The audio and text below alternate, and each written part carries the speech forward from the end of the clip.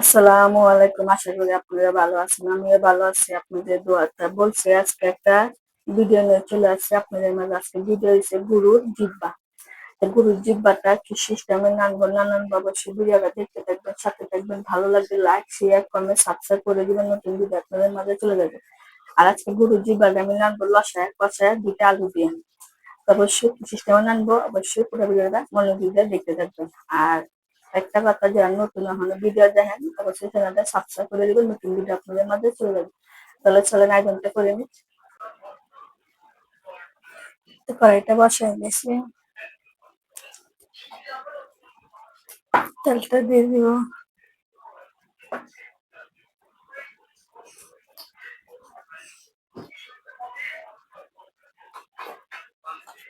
পেঁয়াজ কুচি,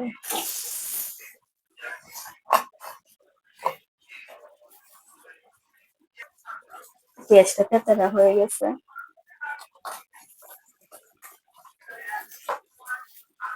এক চামচ আদা, এক চামচের মতন রসুন বাটা, আদা কুচি দিয়ে দিয়ে সামান্য একটু দিয়ে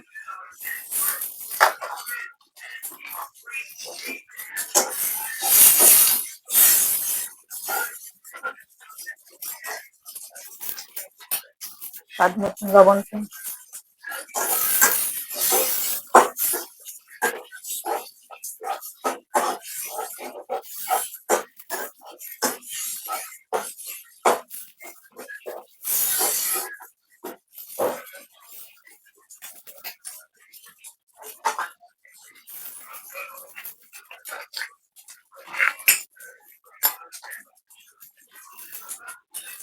এক চামচ শুকনো মরিচের গুঁড়ো, আধা চামচ ধনিয়ার গুঁড়া, আধা চামচ হলুদ,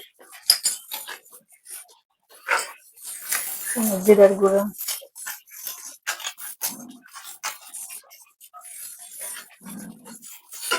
অল্প করে পানি দিয়ে দিব।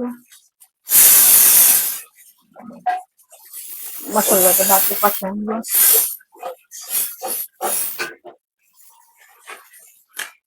গরম মশলা দিব,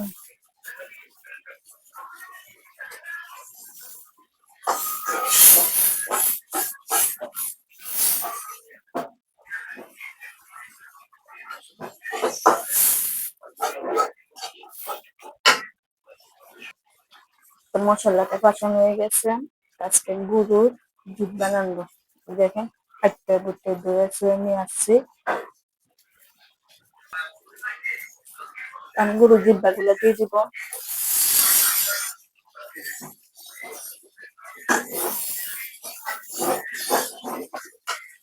এগুলো ভালো থেকে সিদ্ধ করতে হবে, একটু কষায় নিই।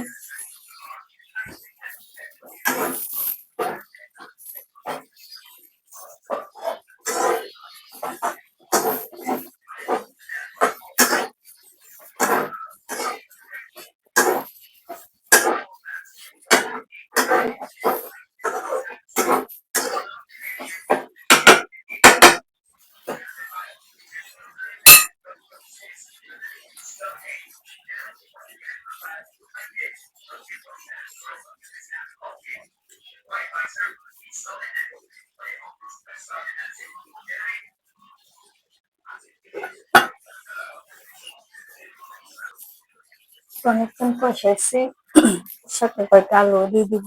আলুটা কষিয়ে নেব।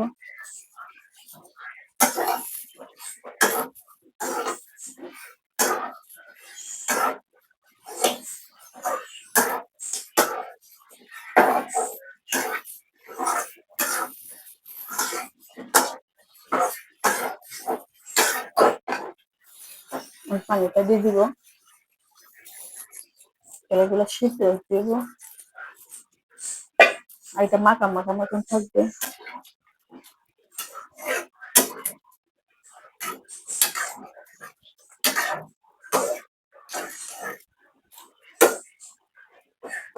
আমি ঢাকনাটা দিয়ে দিই আস্তে আস্তে। গরুর জিহ্বাটা হয়ে গেছে। বলছি লসায় কষায় রান্নাটা করবো, যেন সুন্দর কালারটা হয়েছে।